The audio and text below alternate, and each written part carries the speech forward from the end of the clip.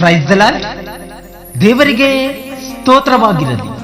ಈ ದಿನದ ದೇವರ ವಾಗ್ದಾನವು ಯೆರೆಮೀಯನ ಪ್ರವಾದನೆಯ ಗ್ರಂಥ 31ನೇ ಅಧ್ಯಾಯ 13ನೇ ವಚನದಲ್ಲಿ, ನಾನು ಅವರ ದುಃಖವನ್ನು ನೀಗಿಸಿ ಸಂತೋಷವನ್ನು ಉಂಟು ಮಾಡಿ ಅವರು ತಮ್ಮ ವ್ಯಸನವನ್ನು ಬಿಟ್ಟು ಆನಂದಿಸುವಂತೆ ಅವರನ್ನು ಸಂತೈಸುವೆನು.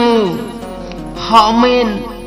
ಹೌದು ಪ್ರಿಯ ದೇವ ಜನರೇ, ಮೊದಲು ನೀವು ನಿಮ್ಮ ವ್ಯಸನವನ್ನು ಬಿಡಿರಿ, ದೇವರ ವಾಕ್ಯಗಳ ಕಡೆಗೆ ಕಿವಿಗೊಡಿರಿ.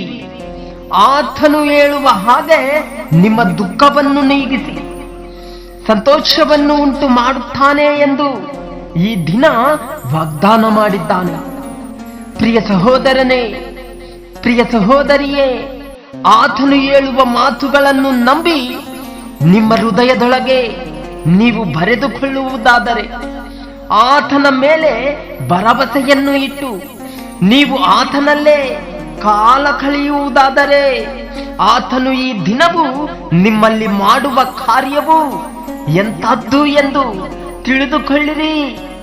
ಆತನೇ ಹೇಳುತ್ತಿದ್ದಾನೆ, ಹಾಗೆಯೇ ನಿಮಗೂ ಈಗ ದುಃಖವಿದ್ದರೂ ನಾನು ನಿಮ್ಮನ್ನು ತಿರುಗಿ ನೋಡುವೆನು.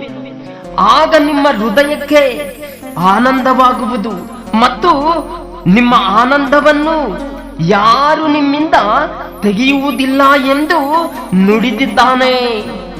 ಆಮೆನ್.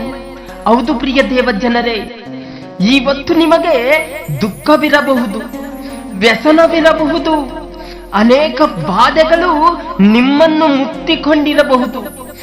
ಆದರೆ ನೀವು ಯಾವುದಕ್ಕೂ ಭಯಪಡಬೇಡಿರಿ, ಏಕೆಂದರೆ ನಿಮಗೆ ದುಃಖವಿದ್ದಾಗ ಆತನು ನಿಮ್ಮನ್ನು ತಿರುಗಿ ನೋಡುವನು. ಆಗ ನಿಮ್ಮ ಹೃದಯಕ್ಕೆ ಆನಂದವಾಗುವುದು. ಆ ಆನಂದವನ್ನು ಯಾರು ನಿಮ್ಮಿಂದ ತೆಗೆಯುವುದಿಲ್ಲ ಎಂದು ವಾಗ್ದಾನ ಮಾಡಿದ್ದಾನೆ. ಪ್ರಿಯ ಸಹೋದರರೇ, ನೀವು ಆತನನ್ನು ಕಣ್ಣಾರೆ ನೋಡಲಿಲ್ಲವಾದರೂ ಆತನನ್ನೇ ಪ್ರೀತಿಸುತ್ತೀರಿ. ನೀವು ಈಗ ಆತನನ್ನು ಕಾಣದಿದ್ದರೂ ಆತನಲ್ಲೇ ನಂಬಿಕೆಯನ್ನಿಟ್ಟು ನಿಮ್ಮ ನಂಬಿಕೆಯ ಅಂತ್ಯಫಲವಾಗಿರುವ ಆತ್ಮ ರಕ್ಷಣೆಯನ್ನು ಹೊಂದಿದವರಾಗಿದ್ದೀರಿ. ಆಮೆನ್. ನನ್ನ ಜೊತೆಯಲ್ಲಿ ಮಾತಾಡು ಪ್ರಭುವೇ, ನೀನೇ ಮಾತಾಡುವಯ್ಯ.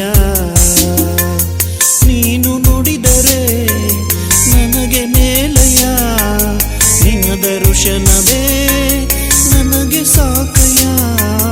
ನೀನು ನುಡಿದರೆ ನನಗೆ ಮೇಲಯ್ಯ, ನಿನ್ನ ದರ್ಶನವೇ ನನಗೆ ಸಾಕಯ್ಯ, ನನಗೆ ಸಾಕಯ್ಯ, ನನಗೆ ಸಾಕಯ್ಯ.